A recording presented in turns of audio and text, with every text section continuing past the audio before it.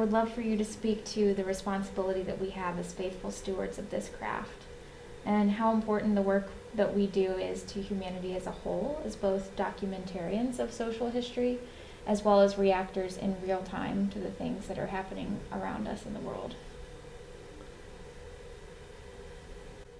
I have to go back for one of the other, because you made me think of, and maybe I can just tie that into this question too, of the one about the memorable performances, because there's actually one that really stands out. And that was a performance that David Schifrin, as director of the Chamber Music Society of Lincoln Center in his tenure there in the 90s and early 2000s, put together a concert on the 25th, I'm pretty sure the date, of September 2001, which was a concert to be in a fundraising concert for the firehouse that was directly behind Lincoln Center, that had just lost 12 of their firefighters in the 9/11 attacks. And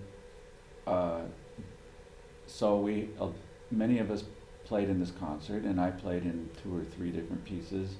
One of them was in another group I play in called Opus 1, which is a piano quartet with my wife Ida, Peter Wiley, and Anne-Marie McDermott. And we played the slow movement of the C minor Brahms piano quartet. This beautiful E major, passionate, and heartbreaking, but it's a major key. It's this unbelievably beautiful piece of music. About 5 minutes before we were to walk on stage to play it, the 2 firefighters that were representing the firehouse behind Lincoln Center came back to meet us and thank us.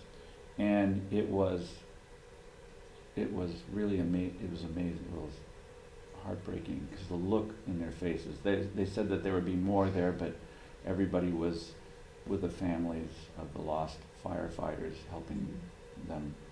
And so these 2 guys, young guys in their dress uniforms with white gloves on and white hats, and the look in their face of that, you can imagine it was like the wind had been knocked out of them as well. And they were and it was devastating to see that. And then we walked on stage and played this piece, and that was, I think, when you get into that state of there's no more fear. You're just trying to play as expressively and selflessly and emotionally and all that as you can. It's probably the one time that I've gotten as close as I did to what we should be doing every day, but look what you have to go through to get there in some cases. Some people can tap into that, I think, better than others, but that was a big change in my life because I saw what could happen musically, expressively. So carrying that forward is that at times of tragedy, it seems like people come to music as a salvation, as something that they can use to gain strength, to let their feelings find solace, whatever. And the fact is that music is an amazing, powerful thing. I call it like a drug or something. It's something that changes the way you feel, and it's incredibly powerful if you think it is, and if you trust that, and you become much more willing to give up your fears and your hesitations and feelings of limitations. If you just go out there and you try harder and harder to become more powerful. You gain emotional power as well, and confidence. And then I think when you share that with other people in a selfless way, really good things happen. And when that happens, you don't need to know so much about, the audience doesn't need to know that much about music. I think it gets to them. So I always say, play for in the most sophisticated way you can. Play for the person in the audience that understands the most about what you're doing.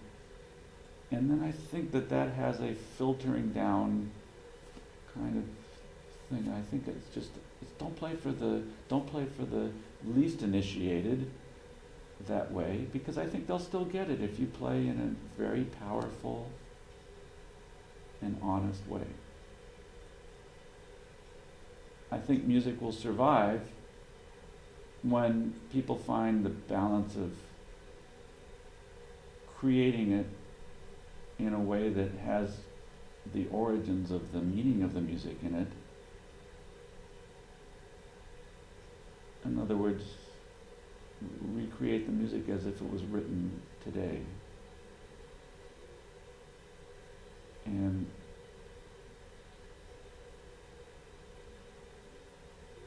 seems to me that generations, there's always a number of young people that understand that and take that baton and develop it during their lives, and then when they become teachers, they inspire that in another generation. And maybe the audiences will be smaller, maybe they'll be different, maybe maybe you won't play in 2,000 seat halls, but I think it will survive pretty well.